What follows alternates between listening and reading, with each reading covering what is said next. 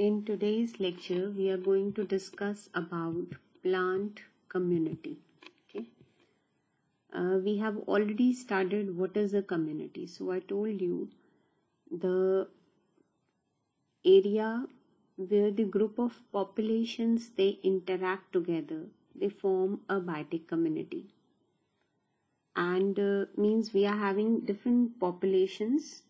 Populations means group of organisms of a species. So number of species, they are group of organisms which are appearing as the populations, they are coexisting in an area and they are interacting with each other as well as with the environment. So that is called a community. And when we are typically talking about all plant species and interactions in a particular area, then we call it plant community. So how do we define plant community? It is a unit of vegetation. Because we are talking about plants, so definitely it's a unit of vegetation, means we will be having different categories: herbs, shrubs, trees, okay, microscopic plants. Then definite and regular assemblage of plant populations. So whenever we are talking about their coexistence, that different populations are are found in a particular place, then they are having a particular assemblage. Okay, they are having certain kind of their presence, the coexistence that is in a particular definite pattern. It is not a randomized arrangement. Then they form the conspicuous local feature of the area. So whenever you look at a particular area, for example, you go to some hilly town or you go to some desert place, some arid zone, you see there the type of vegetation that is growing in that area will be different from the one which is found in another type of area. It means we can say that if we are talking about a desert landscape, it will have this kind of the community there. If we are talking about a forest area, what kind of community will be there? So it means the overall structure, the overall feature to an area that is provided by the plant community. Now coming to the history part of plant community, this concept was introduced by Manu. Manu, you must have read about Manu Samhita. Okay, the very first reference of the plants, they are used in Ayurveda, that has been mentioned therein. So Manu, he was the first person who started the concept of study of the plant communities. And in West, towards the Western countries, the concept was popularized by Theophrastus. Theophrastus, you must be knowing, he is the father of botany. And he is called so because he started the preliminary classification of plants into different groups, and he made this concept popularized in the Western countries. Later on, many scientists they contributed in this plant ecology subject, that is Forbes, Mobius, Shelfold, Benton and Werner, etc. So number of scientists they were involved, ecologists, who gave the study of plant communities in a particular area, how they are related, what parameters should be studied, what quantitative characters or the qualitative characters should be defined in order to study the interactions. Okay, so all this work that was carried by these scientists, Forbes, Mobius, Shelfold, Benton and Werner. So now we are going to start with the main topic, that is fundamental ecological principles of plant community. Okay, so whenever we are talking about a community, it must be guided by certain principles, okay, which must be fundamental. For example, if I want to relate the size of a plant community with the number of species found there, or the resources versus number of species. So when we study this correlation, there are certain underlying principles which are fundamental for plant communities.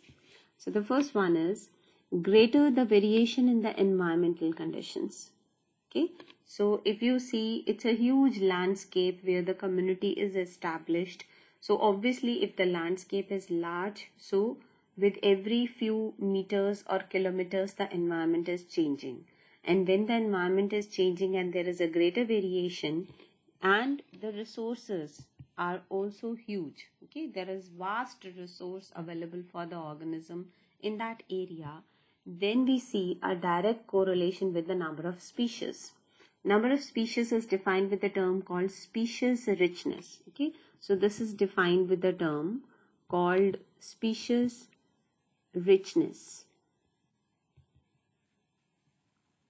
So in a particular area, if the landscape is having certain vast environmental variations, as well as huge resources are available for the organisms for their survival, then we see that the species richness of that area is large, means more number of species are found there.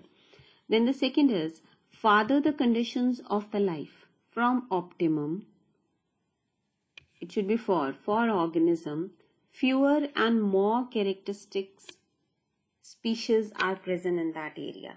Okay, so now this is reverse of the first condition. In the first condition, we said that if there is lot of environmental variation and many resources are available therein, the large number of species will be found in the area, in that particular plant community.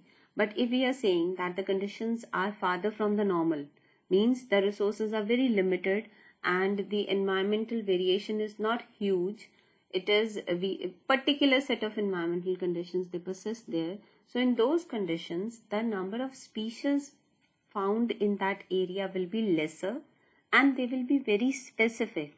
Okay, like we say the hotspot areas, we say where only a particular type of the species, the endemic species, they are found. Similarly, so the areas which are having less number of resources, where the conditions are not optimum for the survival of organisms, there the number of species are lesser and they are very characteristic to that particular area. Now next principle is, more continuous the evolution of the environment, the more stable is the community and large number of species they will be found there. So now this is related to the dynamics of the community. Okay, for example, at a particular location the environment is changing, it is evolving, and a stage of the particular environment that persists for a longer duration. Okay, it is taking more time. It's not that immediately the environmental conditions are changing, it is taking a lot more time so that the environment is stable for a particular stage. So then you will observe large number of species in that area. So if the environment is evolving but it is not at a abrupt pace, it is in a stable manner, then that result in large species richness of that community. Then closely related species, they usually do not appear at the same place or same time or very closely related niches. It has been seen that if the species are closely related, for example, you are referring to certain members of Crucifery, you must have observed when you visit a particular area, you will find there different types of plants. Okay, the plants belonging to different species. It's of rare occurrence that you observe 4 or 5 plants of the same family growing in a vicinity. It is rare. Why? Because this is to avoid competition. So always you will see that the species which are closely related, they will not appear at same place. They will not, or if they have to appear at same place, it will be not at same time. They may have certain kind of seasonal distribution. They may have probably the one plant of that family is growing in spring and the other one in the winter or the other one in the summer. So they will have certain kind of the time distribution. Or they will, if by chance they are coexisting, they will be not in the related niches. As we say that niches, these are the areas which are in immediate vicinity. The area which is actually the address of an individual, we say, that is called the niche, the area to which it is interacting. So at least the related species will not be found in the closely related niches.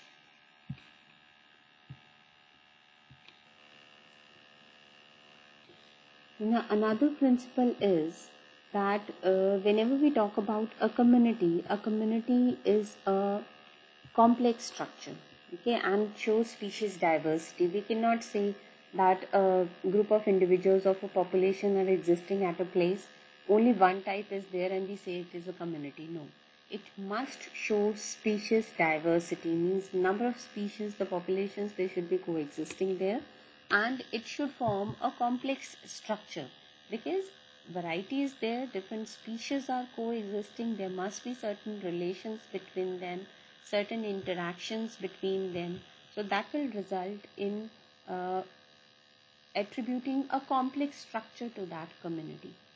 And whenever we study a community, there are always certain dominant species in that area, okay, and usually we say if we are talking about a plant community, then the dominant species are trees and shrubs. But despite the dominant species, because they are most prevalent species in that area, we have certain other species which play critical role in a community. Now, critical role means other species in one way or another they are dependent upon this species. So it play a key role in that community. That's why the species are called keystone species. Keystone species means which are linked to other species or the dynamics of that community or the stability of that community. So the existence of species is must for making that community a stable one.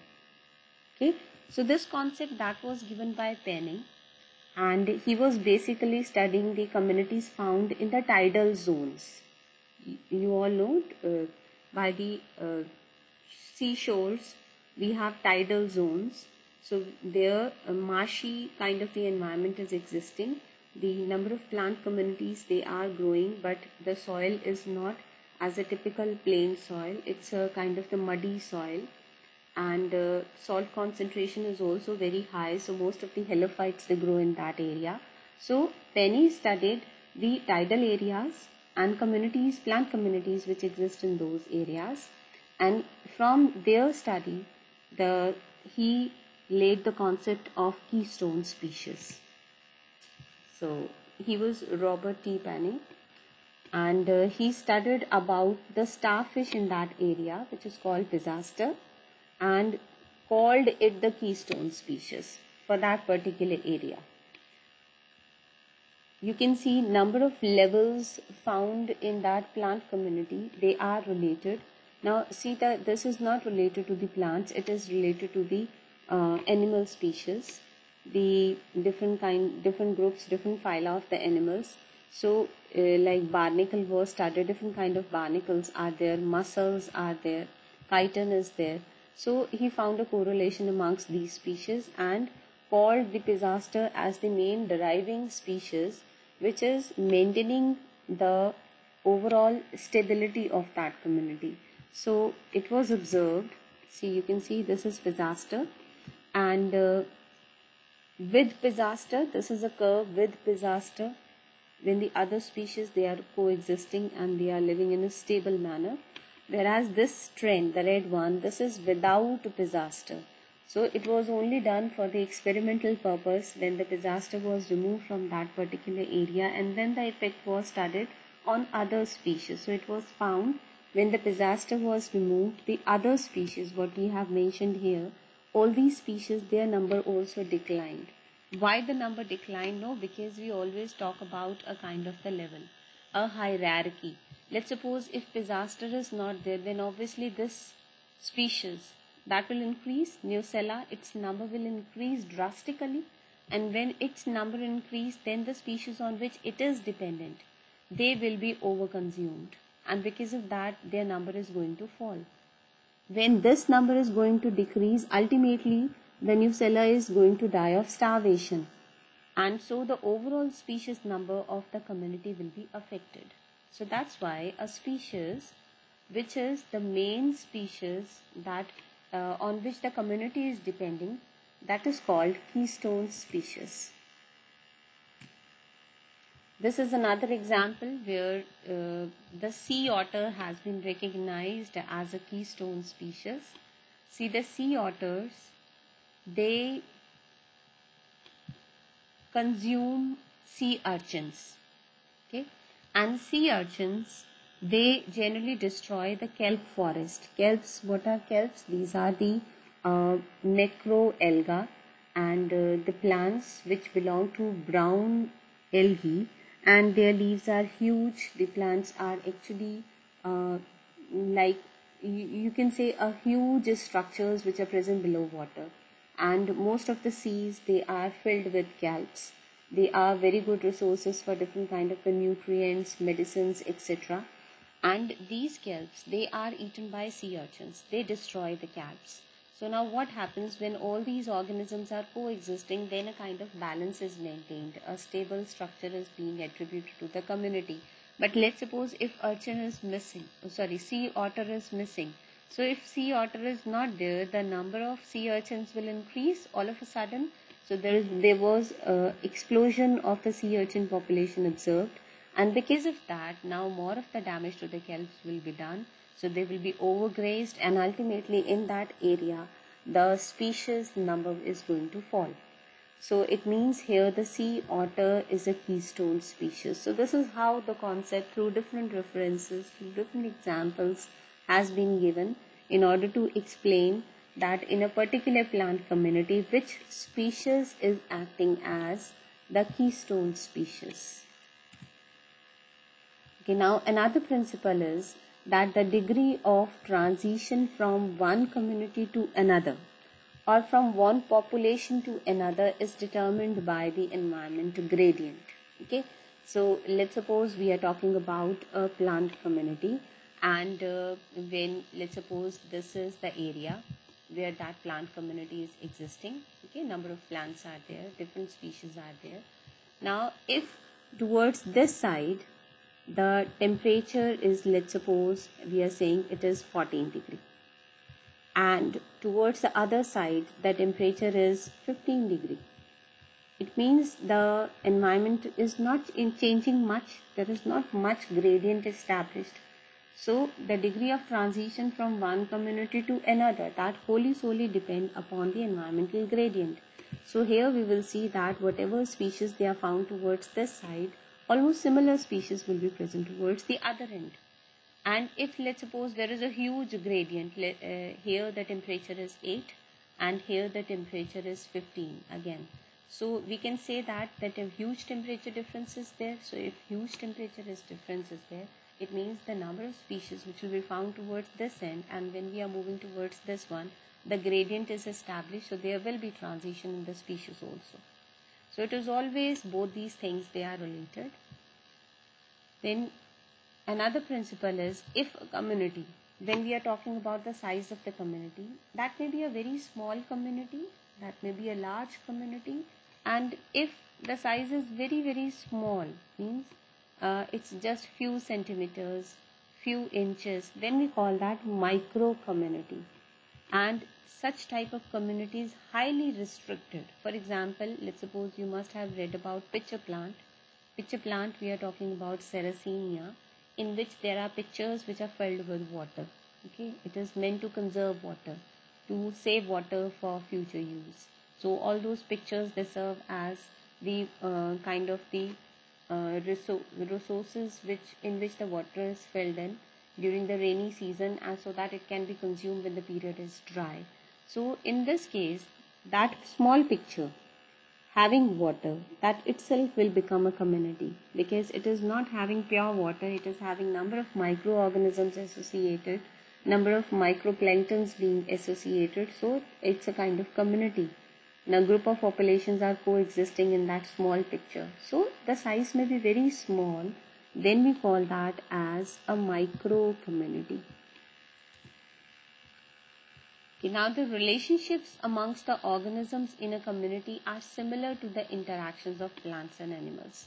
So whenever we are talking about the relationship in a community, like we have one population, two population, third population, how they are interacting with each other, that is same as you have studied the interactions amongst plants and animals, where we use different terms like competition is there, stratification is there, then we will talk about their kind of the mutualism.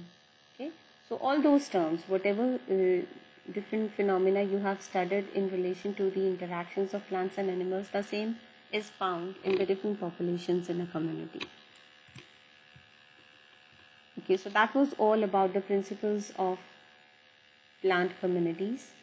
Now we are going to discuss what major schools are existing in the world that are actually studying plant communities. So we have basically 3 schools, means from different regions, the different scientists, group of scientists which have studied various aspects of plant communities. So we have 3 schools.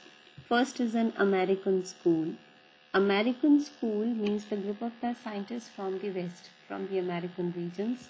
They have contributed to the study of community dynamics. Okay, dynamics means how the community is changing. What is a pioneer stage, what are the transitional stage, the climax community. So how it reached the stage of a stable community, which you all know is a forest community. So when we study that dynamic part, so that is something being contributed by the American school. Then second is Scandinavian. This is the most recent one. The Scandinavian crew that actually stress upon the floristic aspect of the plant community. Floristic aspect means when we are talking about the different categories of the plants in that community. We will study about the Ronquier's frequency. Ronquier was an ecologist from this group, Scandinavian group. So he attributed different classes to plants. Like if the distribution is 100%, then class A. If the distribution is less than, it's around 80 to 100, it's 60 to 80, then class B, and so on. Okay, so depending upon the abundance, different classes of plants they were assigned. So that means the floristic aspect. When we are talking about abundance of plants, density of plants, how much basal area they cover, so all those features. So that was all studies contributed by the Scandinavian school. And the third one is Zurich Montpellier school, and this is a modern one. They gave the concept of community structure. Okay, community structure means here now we just talk about the attributes of the community, what qualitative characters it has, what quantitative characters it has. Quantitative means like frequency, density, etc. So it's a kind of where we are studying the plant's sociology. Okay, what is the social setup of the plants? So that is the modern one, which is called Zurich Montpellier School. So that's all for today. I hope the concept is clear. So once again, I'm going to discuss. We have mentioned today what is a plant community, then who introduced this concept, which scientists they have contributed to it, the principles of plant community. Okay, so we say when there is a greater variation in the environment, greater is the number of species. When less of the resources are available, then you will observe less number of species, but they will be very particular to that area. Then if there is a continuous evolution of the environment, then you will observe the large number of species. In a particular community, closely related species are found rarely. Okay, and then a community that is a complex structure because number of populations, different species are coexisting, so they have interactions, and amongst them always there are some dominant species and keystone species. So you already, this is all concept of keystone species.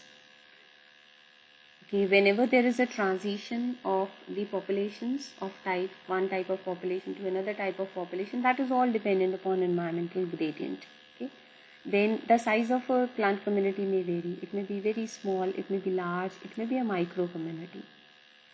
Then whatever the relationships between the organisms of the populations in a community exist, they are just like the interactions amongst plants and animals. Then we have 3 different schools of plant community. American school, which talks about the community dynamics. Scandinavian school, which talks about the floristic aspect. And Zurich Montpellier school, which talks about the community structure. Okay, how the plant sociology, what is the concept of plant sociology. So that's all for today.